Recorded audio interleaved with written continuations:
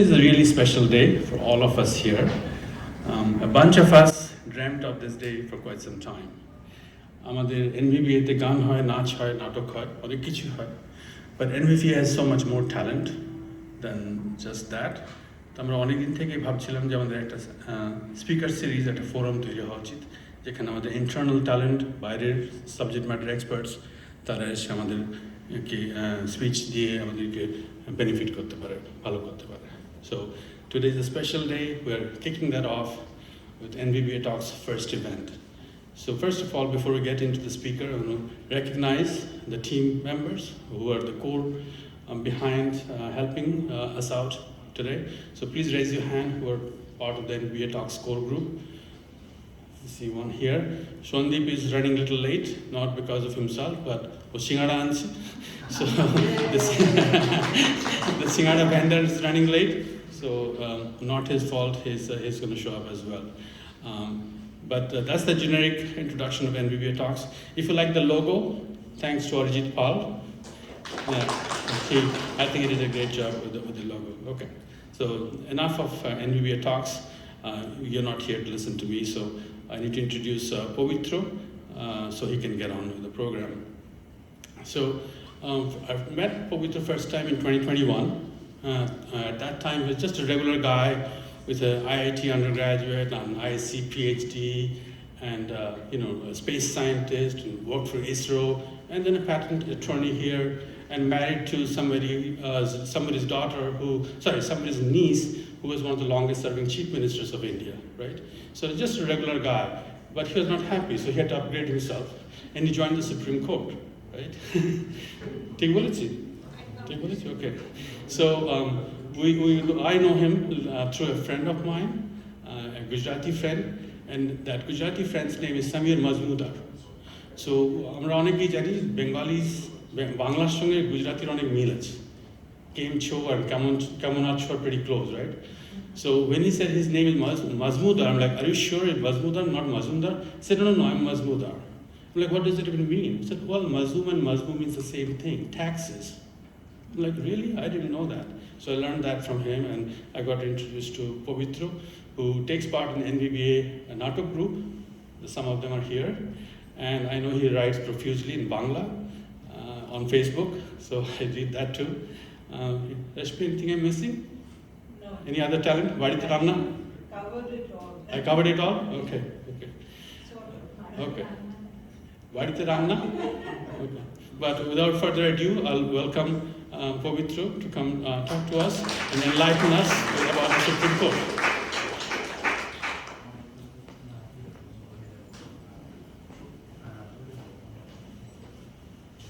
Thank you for all, and welcome everyone. It was such a nice introduction. I can't imagine anywhere else other than NVBA. So at the same time, I'm so honored and privileged to kind of be the first speaker here. So personally, the Supreme Court or the constitutional journey has been I'll say one of the greatest passions in my life. My friends were asking, just how did you get in here? So we'll come to that. But Supreme Court is very unique, and that is what we are trying to explore here. That such a small body, it's like a building in the middle of DC, if you go there, and about 500 to 600 employees, staff all put together. But what a kind of command of power it wields over the whole scenario, national as well as international politics. Legal as well as social system. So how does it happen? So if we take this 30 minutes or 40 minutes and at the end of it we have some of the answers, I think this session will serve the purpose. It's by no means it is supposed to be all informative or anything like that, but it's a good journey. I myself have started walking this and I'm just sharing my learnings with you, so please feel free to ask any question or have any doubt. So to begin with some of the building, just imagine that we are entering the building of Supreme Court. So this is the north facade, they call it, and the plaza. I think it's taken from a side angle. Then we have another view which is taken from the oblique angle. Then this is the Supreme Court. Now, the community, I guess, is very proud of the building, and there are so many literature and architecture. If you have interest, you can always go through this. So this is the building which is lit up. So we are traversing through that. These marbles are supposed to be the Alabama marbles, they call it, and I myself have been inside the building so many times. So walking here itself is it's whether as a visitor or as a lawyer or whatever, it's a pleasure of its own. And this is the August courtroom building. The marbles here are different. They call it Sienna marble or something. I won't say the angle is very apt here, but you can see the chairs of the justices, and they sit here, and there are different tiers by which they kind of line up the sections. Some of them are attorneys who are going to present on that day or oral argument. Some of them are going to be just visitors, so things like that. So now we are in the center, and just imagine we are inside that building. So the question is, how does a case get there? And how do we reach there? So that's what brings us to the subject matter here. The US Supreme Court is a discretionary body. It is not that anybody and everybody can take a case to the court. So there are two different jurisdictions, they call it. One is the original jurisdiction, another is the appellate. But before that, in the court structure, you have the federal courts of appeal and the state courts of appeal, and there are, on the right-hand side, you have the Court of Military Appeals, and these are all special courts. So these are the three different routes by which you can go to the US Supreme Court. And of course, it's not exhaustive, the list goes on, but you have to go through the trial courts. That is where the facts of the cases are tested. So once the facts are assigned or kind of asserted, then the matter of law, which is taken up the hierarchy, and that is what Supreme Court mainly talks about, that what exactly is the policy behind that, whether it is true or not, that's what is the matter. As you said, the jurisdictions are original and appellate. So we just talked about the appellate jurisdiction. What it means is that it goes by the appeal. And in addition, there are other jurisdictions which no other court of appeal can handle, or neither the state courts. So that is like a dispute between foreign diplomats, federal government and a state, two or more states, a state and a citizen of another state, a state and a foreign country, and things like that. There are more, but these are the main kind of jurisdictions. Any question till now? Okay.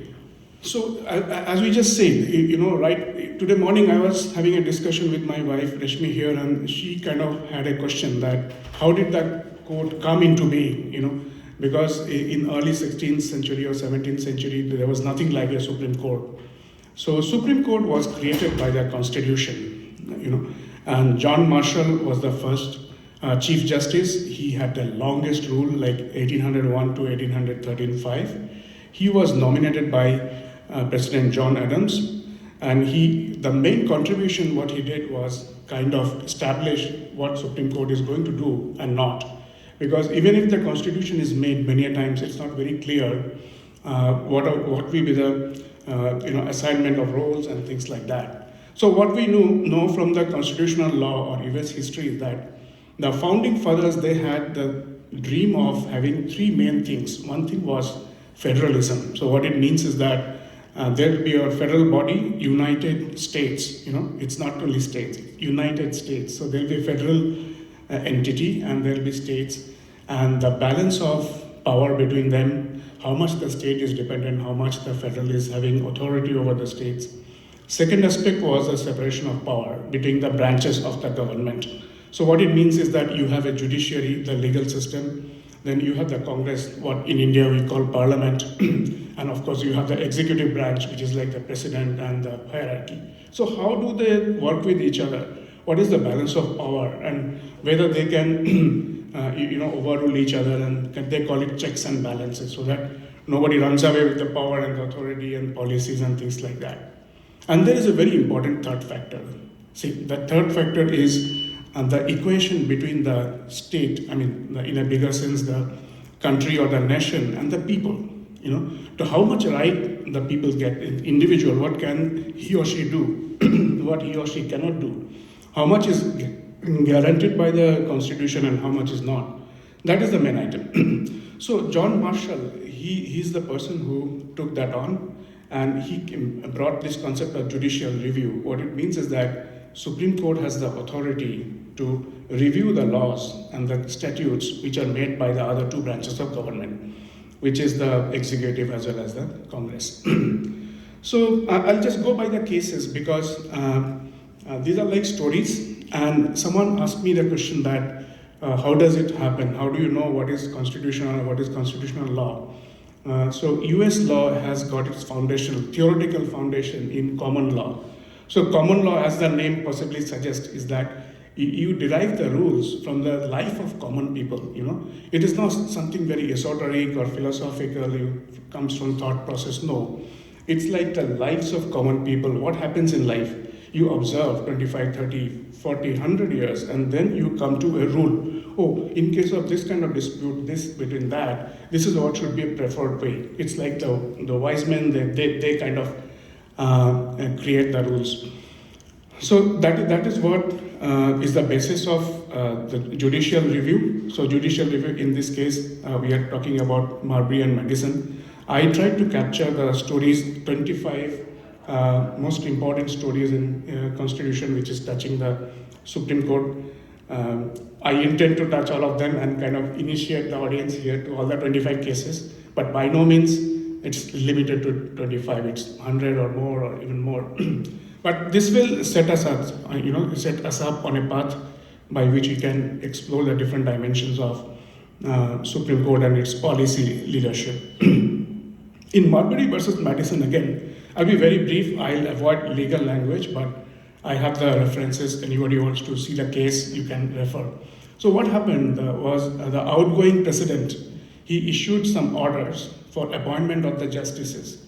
And the date was, I think, 3rd March or something. And in the hurry, in the last day, he wanted to appoint the justices and things like that. So he printed or whatever, typed some, so I think 20 odd appointment letters, but he left them on the table. It was not really served on the justice. So when the next president came, the next president on his way in, he saw that on the table, there are this, they call it commissions. The commissions are left on the table, and he said, I have nothing to do with that. That came from the previous president, and I'm not going to do that. So Marbury was one of the justices who was one of the commissions. He was looking forward to his promotion or whatever, and he took up that case, and he kind of said, no, this is my right. And so he sued, I think that time Madison was the Secretary of State in our India, we call that Home Minister or something. So he sued the Secretary of State and said, that's my right and you have to give me that. So then Supreme Court, it went to Supreme Court and Supreme Court intervened. So there are two main outcomes of that. One is, yes, Marbury got the order and he was installed. And the second thing was Supreme Court also established itself. Supreme Court gave itself or derived itself the power to decide. So in such cases, from now on, I am going to be the last authority, So John Marshall is known for that Chief Justice who earned that. And I request you all to explore his life. He was a very phenomenal person.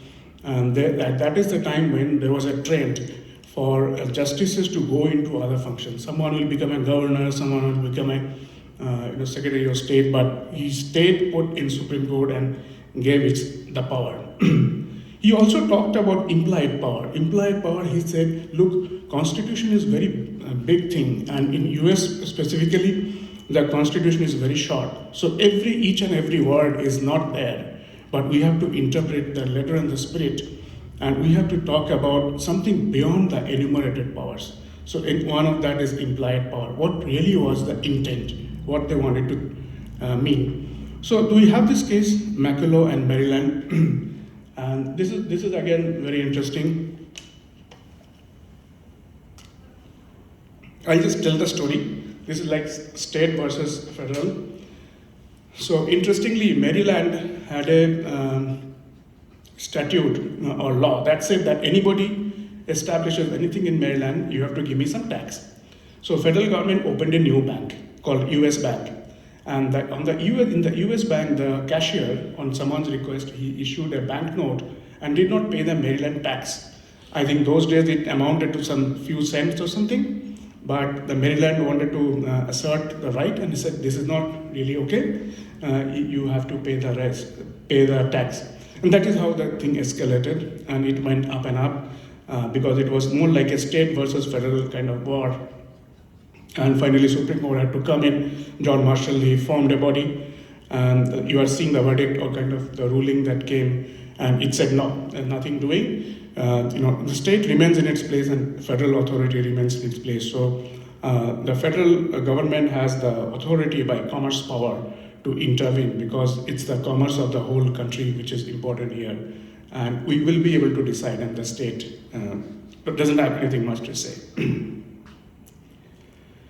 So Gibbons versus Ogden. This is also another state versus federal case. So one person, I think Ogden was the original person whom the New York State gave the exclusive license to operate steamboats under the bridge, for ferrying. But there was another person who came, I think Gibbons, who came later on, and he had another license from the federal agencies.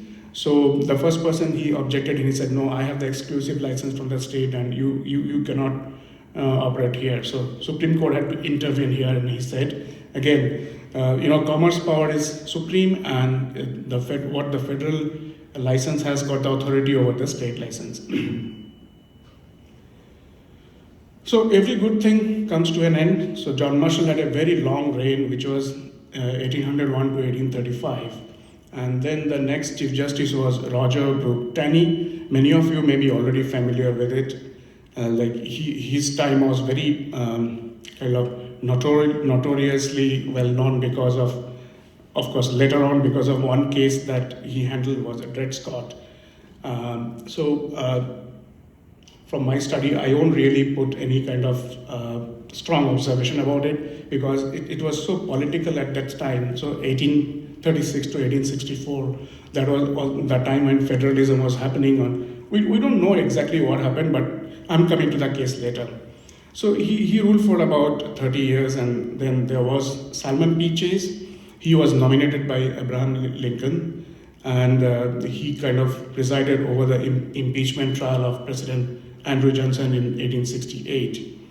And the next person was Morrison Waite. He was from 1874 to 1888. He kind of presided over, these three amendments are very important, the 13th, 14th, and 15th Amendment. Voting rights, equal protection, and I think the slavery. These are the things which dealt with. And this is the phase which is called Reconstruction. So they kind of worked over that. So now one case which is very important is Charles River Bridge. So Charles River Bridge and Warren Bridge was very much like what we just did. The other one where we had the steamboats. So this is like one bridge which is connecting Boston with another city. I think Cambridge and Boston in Massachusetts. And so Charles River Bridge, it thought that it had the exclusive right for unending exclusive right. So when the second company was given the Warren Bridge, so they objected and they said no, they cannot earn the toll from this bridge. So a similar application of law here, and they said the interest of the country is more important. So if you are not able to serve and if you're not able to collect all the money that can come, we can always give the order to someone else and the license to someone else. So that is called commerce power. This is very important. Towards the end of this session, again, I'll come back to these words. I request you to note the themes we are going through. So contract clause and commerce power. Contract clause is that which says that the government cannot interfere into any valid contract between two agencies or two bodies. In other words, you cannot make a law which is going to impair or in any way injure the contractual relationship between two different people or two different agencies. But the problem is, contract is a very a word which has got a lot of meaning. Many times it goes beyond the written words. Verbal contract or understanding, those are the things. So that is the time when somebody disputes a particular step or law, and it goes up the appellate ladder, and it may go up to the Supreme Court, and that may be decided. Okay, we'll have a couple of cases on that. So this is Dred Scott. So anybody knows this case? What happened? This is very interesting. I'm sure in the audience someone will know. Devan, you must have. Okay, that's okay. So this case is very famous, and my daughter and I, we often have so much of discussion. She's always, for the pro-African American in our household. So what happened here is this person, you are seeing the painting, it's a painting. So he was a slave in state of Missouri, and then for some time he went to a slavery-free place, I think that was Illinois or somewhere. And then his master, the man, died, and his wife, the man's wife, wanted to assert the kind of ownership over him. And he said, no, I'm no more a slave because I was a resident of a place which doesn't have slavery. And so the rest of it is very dramatic. So the estate manager of the woman, he stepped in, his name is Sanford, and it went up Tanny's court. And this is where we are touching the subject, why sex? Why Tanny was so notoriously infamous. So you are seeing, So you are seeing the ruling and the language which was used. And of course, with time, this has been corrected, but what is written is written. It is still in the annals. And what it means is that, I'll be very brief here again. So what it means is that if your ancestors came to this country as a slave, you don't get any citizenship. You can't vote. You cannot argue about your legal rights, and you cannot take any case to any federal court or anywhere else. And it stood for quite some time. Moving on, we may come back to this topic again. So then there were I won't say there are so many, the small kind of cases are going on. Then we had Melvin Weston Fuller, and he was responsible for the infamous separate but equal. So this is like Plessy and Ferguson. We'll come to that case. As you can make out, separate and equal, if I can pardon my use of Bengali here, so we call something like Shonar Pathor Bati, it's like that. You are separate at the same time you are equal. So next person was Edward Douglas White. So in 1990s, almost a century back, he gave a rule of reason standard, which is being used for antitrust law even these days. And William Taft, he was a very interesting person. He was the only person in US history who has been a president first and then a chief justice. In between, I think there was 10 years of hiatus. And I think he wanted to try a second term, then he didn't, there's so much of politicking going on, he couldn't make that happen, so finally he settled for Chief Justice position. Each of them, it's a very common observation is that each of them, they came to national politics, they wanted to live on, they wanted to stay on as long as they could. So finally the Supreme Court had to come out with that amendment that none of the president will have more than 2 terms. I think Franklin Roosevelt was the one who had the longest run as a president, and we know some more presidents who, if you give them a chance, they all will go on. but constitutionally, that is prevented. And one other aspect I wanted to touch is, I always appreciate the thoughts behind that, is the succession plan. I think 21 long succession list is there. So in case the president dies, the vice president takes over. In case both of them are not there, what happens? So the list is very long, and there are 20. To that extent, the Constitution or the amendments, they try to take care of things. So moving on, by the way, any question till now, or any doubt anywhere? Are we on track? Is it okay? So now we are getting into civil rights. So the story is unfolding, and I'll put that in a chart. But please notice the transition that we were talking about federalism, then we talked about nation and state division, then we talked about the economic aspects, collecting tolls and things like that. Now we are coming to another aspect of rights of people, rights of citizens. So Plessy versus Ferguson. This person Plessy, he was 7'8" African American, and so he looked white. And looks like they had a plan. They had a plan that he will look white, then get into a all-white compartment, and then he will declare inside that I'm not really white, I'm black. And then what happened?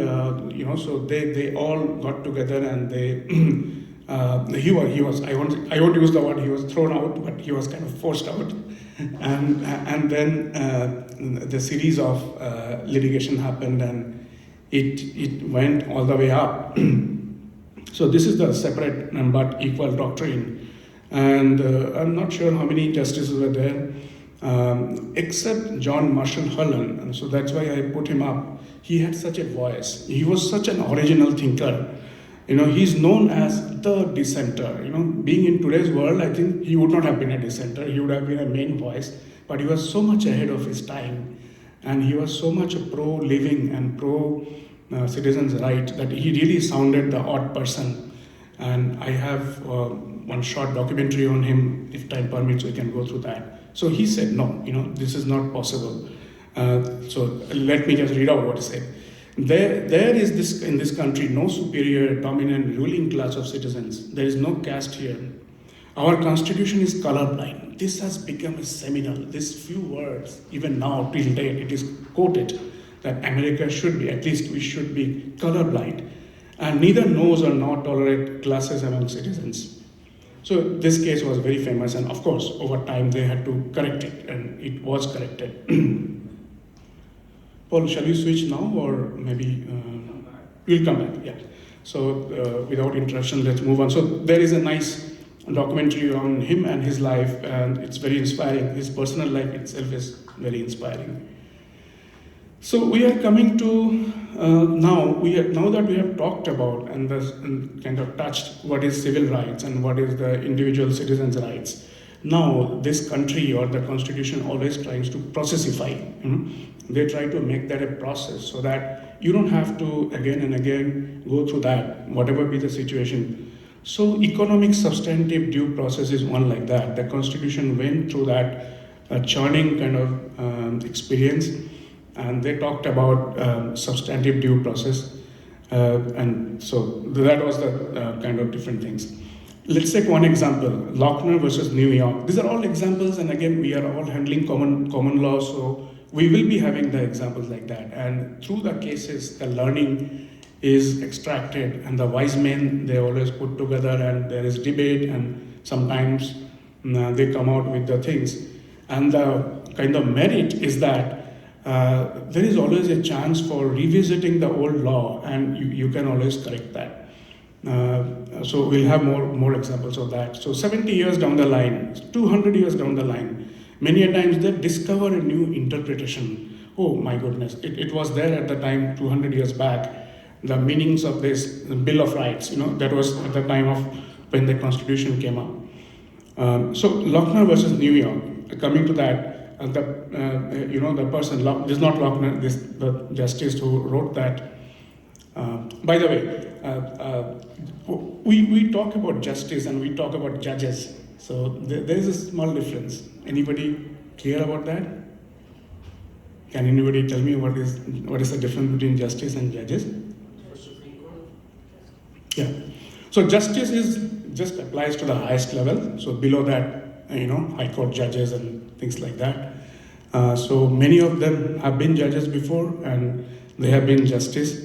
But there is no set standard or anything in the Constitution that a Supreme Court justice has to be a judge before being that, or even a lawyer, anything like that. In fact, many of the justices in the initial stage, they didn't go to law school. They were not lawyers. They didn't apprentice with anyone else. But because of their wisdom and because of their grip or command over public policy and polity, they were taken to where they are by their close friends, who might have been a president or someone else. So coming back to Lochner, this person, Lochner, was running a bakery or kind of confectionery where he forced his people to work for 60 hours, and they went and they complained against him. And New York law said that it is unconstitutional, so just as the time was. So he took it to Supreme Court, and the interpretation was, he cannot, it cannot be the state is interfering into a contract. So this is what we are talking about, contract law. So this is an ideal situation where a law is kind of coming between the understanding between two agencies. One is the bakery owner and the employer and things like that, and they ruled out. They said you cannot interfere. If he is making his employee work for more than 60 years, so be it. 60 hours, so be it. So this thing surprisingly stood for some time, and there was no control by the state or by the government over a few other things, right to organize, minimum wage, child safety laws, and things like that, because this case became a precedent.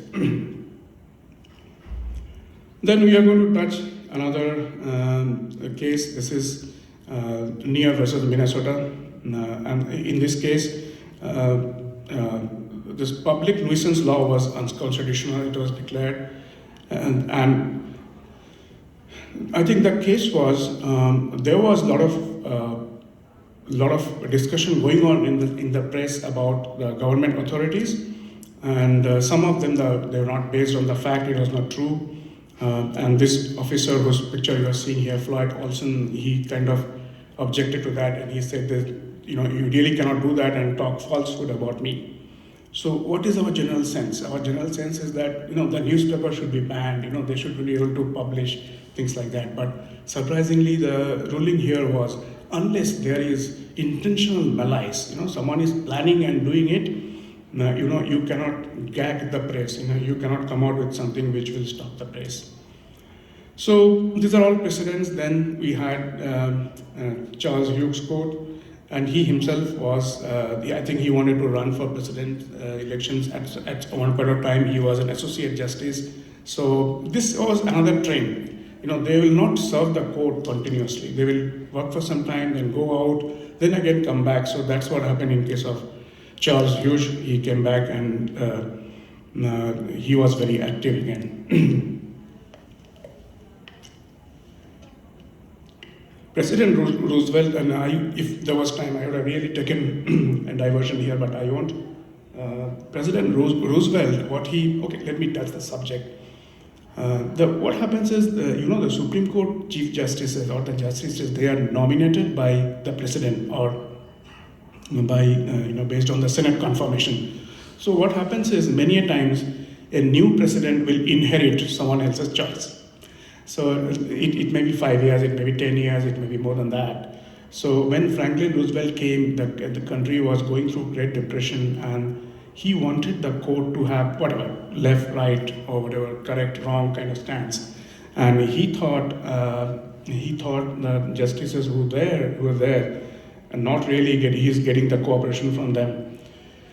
So he said, fine, you guys are 9, I'll add 6 more, so I'll make it 15, so that, then my guys will be in majority. So he wanted to, quote unquote, pack the court. So that event is known as court packing. It didn't happen, of course, it didn't happen. And another thing, if you notice, most of the time, it does happen, is that if you have 9 people, you can imagine a kind of scale going from leftmost to rightmost. So the middle person is like the balance. He's supposed to be the most neutral. So he keeps the balance between the left wing and the right wing. So during Roosevelt's time, there is a very famous saying which says that a switch in time saved the 9. It's like twist on what we normally hear. So what it means is that there was a left to right balance of 4 versus 5, but in the middle person turned the other way and went Roosevelt's way in a very tacitly complying way, so that 16 justices did not happen, and so they said that he switched his loyalty, or I'll say policy loyalty, from being one side to another, Democrat to Republic or whatever. So switch in time saved the 9. That's what it says. Some of the chief justices, they were there for a short time. So Harlan Stone was not there for very long, right after Second World War. And I think his name, the justice that has been mentioned here, his name is Robert Jackson, if I'm not correct. If I'm not wrong, and he was a very, very powerful person. He was Attorney General, he was Solicitor General, and he was, of course, Justice of the Supreme Court. and then was international justice who was looking after the Second World War, the Nuremberg trials and things like that. Fred Vincent Court, he was one of the great enabler, but I'll say that he set the court for what was coming next. The next justice is very, very interesting, and for the sake of time, I'll just move on. Earl Warren. Earl Warren is supposed to be the second most influential justice after John Marshall, the person who started. And he was formerly governor of California, very charismatic person. He had his own view, and he was a person who could carry the court with him. He used to say that I want 0-9 or 9-0 kind of verdict, so that the whole country, the whole nation knows that this is our voice, and there is no split about it. So Brown versus Education Board of, there's a beautiful video, we'll come back to that. Brown versus Board of Education, this is very famous, and as a father, I identify with that topic here. It's very close to my heart, is that Linda Brown was the small girl, and she was being forced to walk every day to a very far off school, and and her father said, Oliver Brown said, this is not acceptable just because we are African American, this is not acceptable.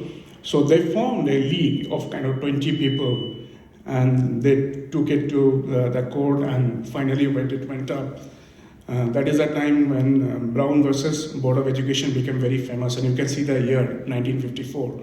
And these are the things which Earl Warren championed. This was just one of the issues that was talking about the rights of the African Americans. And again, there is a beautiful video, we'll come back to that. And not only that, he went to the extent, he said, not only it's going to be a government policy that there won't be any segregation in school. I think the school should take the responsibility of breaking the barrier and make it adjustable so that there is no desegregation. So there are two cases actually. I think one is 1953, another is 1954. They go together. So he kind of commissioned that, and he gave the school the responsibility. Let me take a pause here and check if there's any question or any discussion, any comments, anything. Okay. I have a question, but I can wait till there's a question and Q&A session. Yeah, that's okay. You can wait. I think people are waiting for the team to ask the question, so you can go ahead. Sure. Okay. And that's good. So we are moving to another topic. This is again very touchy. This country, by the way, believes that unless you are proven guilty, you are correct. You don't have anything. So that is how the rights of the criminally accused. The stress is on the word accused. Not yet proven of the guilt. So then that is where the rights come from. If the person doesn't have, we haven't decided yet, so he should have some rights. And the rights start from the investigation. It goes on to evidence, the trial, the attorneys, the punishment, everywhere. And Earl Warren was that kind of trailblazer, who took that up, and he had the courage to say that yes, they have the rights. So in MAP, these are very, very kind of weird situations, and what is to be noticed, don't get surprised by the fact, but see how beautifully the law has arisen from the events or the facts. So MAP versus Ohio, this is one of the snapshots. The lady in the middle, there was a search in her house. Someone said that there's a bomber security threat. The bomber was hiding in her house. So police went in without any warrant. And so when she said that, show me a warrant, they took a piece of paper and they showed, this is my warrant, this is your warrant. The search was completed, and they found some objectionable material kind of in her house. And they used that to produce in the court, and they said that we found objectionable material. So from there on, the law was formed that what is exclusionary law, exclusionary rule, that what will be accepted legally and what will not be during a search. So a whole new Pandora's box was opened, and since 1961, a lot of things have changed, a lot of things have highly debated, but this was one of the cases which was again a hallmark of Earl Warren's time. Gideon versus Wainwright, another landmark case. This person looks like he broke into a, they call it pool hall or something, so maybe a gaming hall or something. So he broke into that and he was caught and he couldn't defend himself properly in the court and he was sentenced. Then someone gave him a kind of suggestion that, oh, you were not defended well and this could have been defended better. So that's the time when he turned back and he fought for his right, and finally he earned that. He said that, the court came back and then they said that every person deserves a good lawyer, and the court should be go out of its way to assure that he gets legal support. Somebody who's not articulate, somebody cannot put his thoughts together, can't speak well, should not suffer because of that. So the right to have legal protection or legal representation, rather. Heart of Atlanta Motel. This is another civil right case. So, okay, let's take a pause. What is the difference between civil right and civil liberty? We many a times, at least I used to get very confused. What is the difference between civil liberty and civil right? Any thought on that or any? Right is granted by the Constitution. Yeah, of course. Right is definitely granted by the Constitution. Some of the fundamental rights, they are civil rights. And liberty is, as you can understand, it's about your freedom. So what you are, what it is possible for you or anyone else to do, these are like civil liberties. Like I can hoist a flag and things like that. I can worship wherever I want. So things like that. So those are civil liberties. There are other economic liberties. Then I can buy a house anywhere in the state and things like that. So those are economic liberties. So in this case, in the heart of Atlanta Motel, it was so coincidental that the day on which the Civil Rights Act was passed, 1964, within a couple of hours. I think this might have signed in DC, and that case happened somewhere down Atlanta. So African Americans were not allowed in the hotel or motel, whatever you call that, and so that was what was objected about. We should have the right to do that. And fortunately, the outcome was good, and the logic or the kind of reasoning was given is that a lot of African Americans, they visit that motel and they have a right. They have a right to belong there and get served. So that was one of the earliest cases. And so it was not no white. Freedom of the press, I'll just skip this one. This was very similar to the other case we just discussed, Nia versus America. So this is Sullivan, and he said that you guys are kind of maligning me, but court came back and said that is not what we need to have, is the actual malice. Somebody is planning and plotting and then putting falsehood. If you cannot prove that, then I am not going to stop the press from doing. Ignore it, if it is not true. So Miranda, we have heard about Miranda, and these days in the TV shows and the cinemas and everywhere, it's very popular that we know that under the breath, the police will always say, you have all the right to remain silent, and anything you say may go against you. But that was not the case before 1966. So Miranda actually, he had a serious charge. It was a bad crime he committed, and he was taken. But finally, he said that my arrest was unconstitutional because I was not given the chance to defend myself or remain silent or whatever. So now you give me the right. So that is what the case is all about, and it went all the way. So I'll just take a stop here.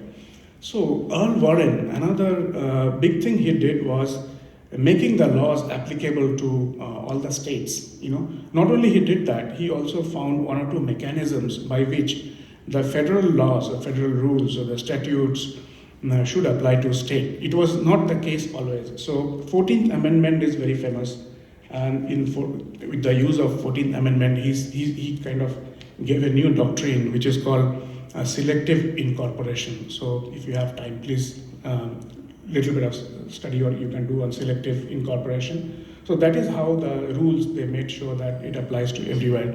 So not only in Arizona, you'll see that this law will be applicable to all through the state, anywhere. And like Miranda, you have to give a warning that anything may go against you.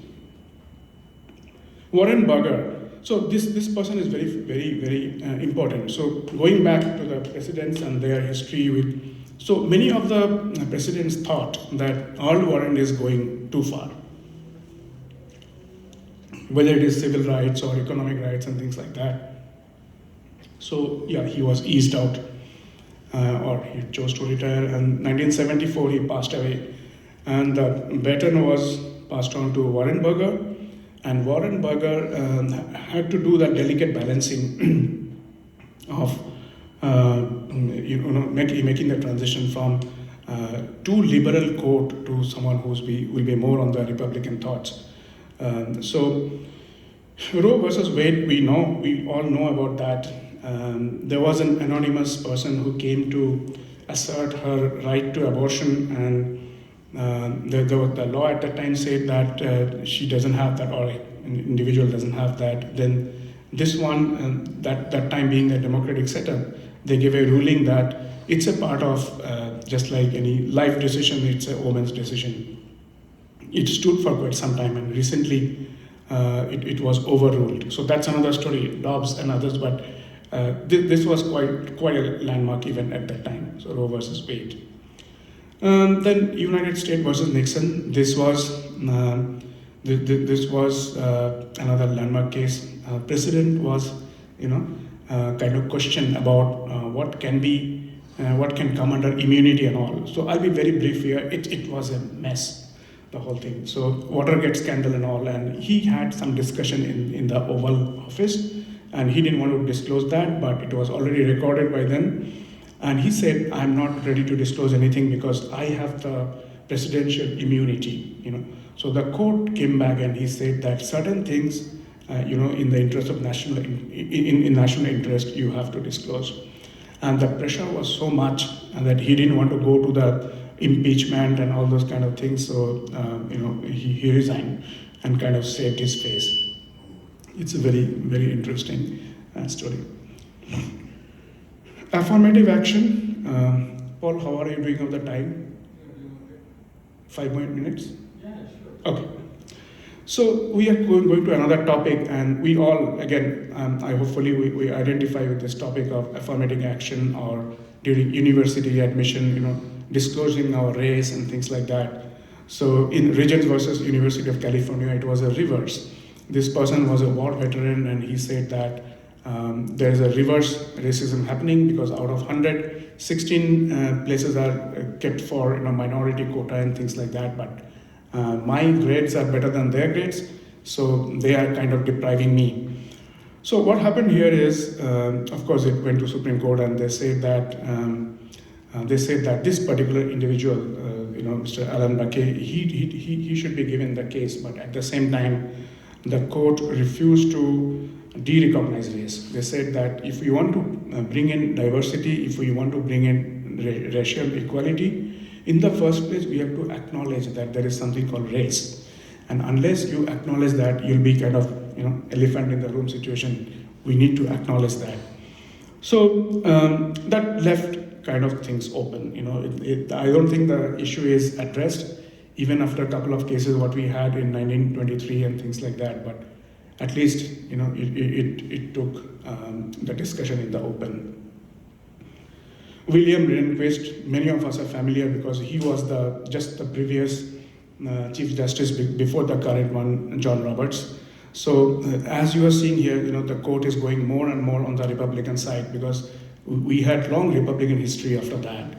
And every Democrat justice is getting replaced by Republican president's choice, who's supposed to be at least Republican leaning or right leaning or whatever you say.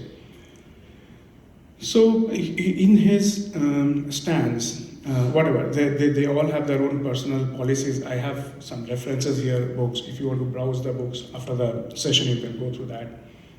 So they bring ideology. We cannot deny that. And we know the current, most of the justices, Clarence Thomas or Sotomayor, they have their own racial background. One is the first Hispanic, another is the first African American woman, things like that. So Rehnquist came with his own viewpoint, and that was like after so many years, he thought that we have gone too far in asserting the federal government's right. The state should get their own justice, and so he fought for more freedom to state and more kind of power to them. Bush versus Gore. This was a case, don't quote me here, and kind of off record I'm telling, many of the people believe that it was handed out to Bush, and the Florida Supreme Court ordered a recount of the ballot, and US Supreme Court came and said that stop, enough, we don't want to recount. So what the recount would have happened, nobody knows, but there is a debate that this was an intervention which better not done. It's not necessary that Supreme Court has to take on any case which is apparently important or involves an election or a president, because in any case Supreme Court has a discretionary power. Every year about 8,000 petitions come to Supreme Court for they call it read for certiorari. So it's a request you take over the case from the lower federal courts. But the court, can you guess how many cases the Supreme Court handles every year out of 8,000? 80.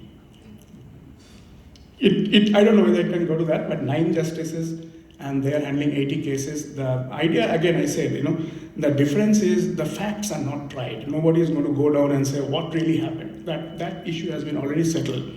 So the issue is what should be done about the law, and what kind of legal policies we can set up. So coming from the discretionary power, if you are kind of getting into 1% or 8 to 90 cases, it used to be 130, 140 earlier, but now it has come down to 80 or 90. So then, the idea here is not to take up everything that comes, exercise your judgment, and what has not been addressed, pick up that one.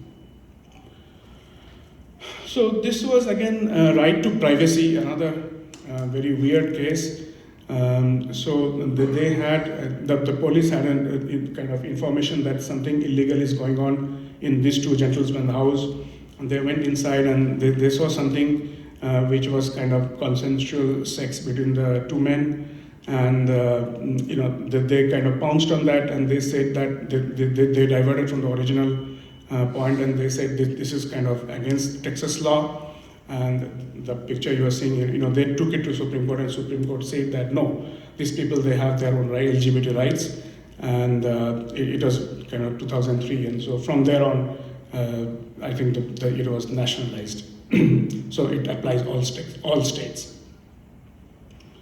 2005 is John Roberts.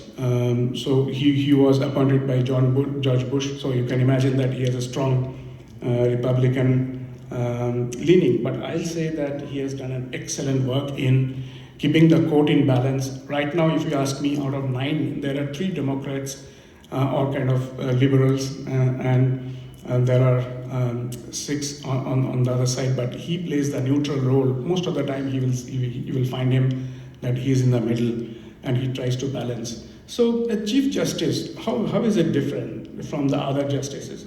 So usually there is no special power, except that he's more like a coordinator or kind of committee chairman. He opens the discussion, he kind of assigns the cases to people who whatever picked up, but by no means he kind of lords over the other justices. They pick their own cases. Each Supreme Court justice has about 4 to 5 law clerks. So all these law clerks are like toppers of Harvard and Yale and things like that. They do 1 year of clerkship with the Supreme Court justices. Many of the Supreme Court justices had been law clerks in their previous life. So this is like every justice is like a small team of 4 to 5 people, and they pick their own cases, what they like. And Chief Justice kind of assigns that everybody gets their favorite kind of cases. So it's like almost like a mini cabinet, and they pick up their own departmental specialization.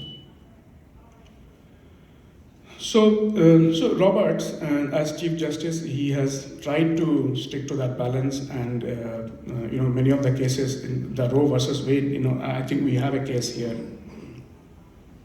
Yeah, so Dobbs versus Jackson. So this is the case which overruled Roe versus Wade, and I'll not get into the details because I think Roe versus Wade and then Planned Parenthood, there was another case. They went through the whole reasoning of abortion and right to life and things like that. But the important thing in Dobbs versus Jackson is that to what extent the government functionary will intervene and into the right of the unborn child, the right of the woman, and then do that. So, okay, leaving that fact aside and our personal viewpoint, from the legal point of view, and John Roberts, the Chief Justice, he was of the opinion that do as much as you can. Roe versus Wade, which gave the abortional rights, had its own place in history, and we don't need to go all the way and overrule it. You cut the law so narrowly that just that it should do the needful. But the polarization in the body of the justice is so strong that his recommendation or suggestion or whatever did not stand, and they all the way overruled Roe versus Wade, and that's what we have here. And these two cases are famous, and perhaps in our community this might be well known. One is Students for Fair Admission versus Harvard College, another is North Carolina. Both are very close. So here the kind of reasoning or the dispute was kind of anti-Asian bias and things like that, because we disclose our race in many of the university applications. So here again, Chief Justice John Roberts, he kind of went against the earlier one, and he said that see here what he said, concluded wrongly that the touchstone of an individual's identity is not challenges. These are the things should be bested skills built or lessons learned, but the color of the skin, which should not be. So it was a major standpoint, and I think as time unfurls in the future, we'll see a lot more coming in this area. Okay. So time to summarize. There's a reason why we are doing it. So nowadays, if you look at the state of the democracy or state of the rights and things like that, few dimensions have emerged. We have handled all these concepts. They kind of all emerged through the cases or the incidents and the reasoning and court debate and things like that. So one dimension is institutional authority. We talked about judiciary, legislative, executive, 3 branches of power. We talked about federalism, state versus the federal, the commerce power, the power of economy, then power to tax and spend. Who will put the tax, the state government or the federal, and who will spend? That was the debate. Then economic liberties, we talked about contract, we talked about substantive due process. The third one, I didn't get a very good case, or it may be a second dimension in on the case. The takings clause. Takings clause means that government cannot take over a private property just like that unless there is a compelling reason to take that private property for some public reason. So one of the presidents, he kind of gave an order that a steel factory has to produce. They cannot go on strike, and union cannot declare a strike. The reason was the Korean War was going on, and they needed steel at any cost. So that was kind of debate. It was like one of the takings example that they're taking on private industry and forcing them to produce in any case. So those 3 dimensions plus the other 3 dimensions, civil liberties. We talked about that, religion, freedom of speech, the press examples, the newspapers and things like that. I skipped one case on bearing arms, so that was not very important, but what it says is that the Second Amendment, that everybody should be able to keep and bear firearms at workplace as well as in home, and there was a case which went on, and there's been a lot of discussion about that, and most of the justices themselves deferred that it should not win. Okay, so those are civil liberties. Then we have the rights of criminally accused. So we talked about the search, we talked about Miranda disclosure, and then we have the civil rights. We touched about discrimination and voting and representation. So let's say these main 6 dimensions on which if we analyze American history and how it has evolved, then what has happened with time? How did the Supreme Court play any role, and what happened? So this is My analysis, you will not get it in any textbook, anywhere, and the synthesis, Paul and I, we have been, a lot of back and forth discussion is going on. Yesterday night also we are working on the slides. So Paul gave me some, I'll say, directive principles and try to develop on that. So this is where we stand. On the vertical axis, I kind of color coded. So we have institutional authority, then nation-state relation, economic liberties, civil liberties, rights of the criminally accused, civil rights, etc. On the horizontal axis, I just put it chronologically. So you have the Chief Justice and their years. So I won't go to get into the details, you already know that. Let's focus on the curve, what we have. I tried to put the size roughly equal to the effort that was going on. It's not really number of cases, but from my analysis and study, how intense the activity was. So as you can see here, what a huge span has gone into the basic to kind of foundation of the civilization, or here the society. Institutional authority and nation state has gone almost from 80, actually it is 1785 or 89. So from then to 1936 or 38, I'll say 1888. So the blue and the yellow ball you can see there. So that has the time to take the the tussle between the state and the federal and balance of power and foundation and things like that. And then there was a break in era. By the time business developed, industry came up. So 1889 to 1937, it was less than the previous period, but by its own right, it was another huge span of time. The focus was on economic liberties. So what was happening there, and what was the Supreme Court doing? We can discuss further in the break, but there were two different trends. In the, I'll say, before World War, the Supreme Court was trying to assert itself and kind of oppose the government and say that you guys, the government, you cannot come and mingle in the regulations of the businesses. Business have their own rights and they should flourish. Don't go about them all the time and try to regulate their operations and things like that. And the later half, say, I'll say 1920s onward, it reversed. Then they said that since the Great Depression happened and they needed support from the government, so when Roosevelt came, so it went the other way. They said, okay, you guys can set the business policies and economic policies, but do it to an extent that it is totally productive in the national interest. So this thing, one way or the other, the green ball in between, and that's kind of huge window. And by the time this thing settled down, the economic issues settle down, then is coming the purple one, or the civil liberties. So again, that 1937 to 53, this is the pre-Warren time. So before Warren, the stage was getting set. So you are seeing here one pink or purple ball inside, and then that is like it kind of exploded into the bigger. I put the arrow there inside. So it means that what the previous person or number of chief justices were doing in 1937 to 53, actual effect happened between 53 and 69 Warren, and not only the civil liberties exploded, he also brought in new things, which is right of the criminally accused, which did not talk much, and the red ball is about the civil rights. So civil liberties, civil rights, as well as right of the criminally accused, that's what happened during that time of war, and then it shifted over. It was like a peak. The time graph is not showing, but it was like a peak of the liberal time, I'll say, and now on the other side, I tried to change the color, but it has not come out. It is not coming out on the slide, but the intensity I tried to vary. So most of the composition you have, they have changed the relative importance with each other. So the civil liberties have kind of shrunk a little bit compared to the previous one. And then we have the criminally accused, and the economic liberties are coming back. And I'm sure you can make out the trend because a lot of new opportunities are coming, and trade, international, internet has come in between, and a lot of international transactions are happening. So it's a mixed composition. It is leaning right.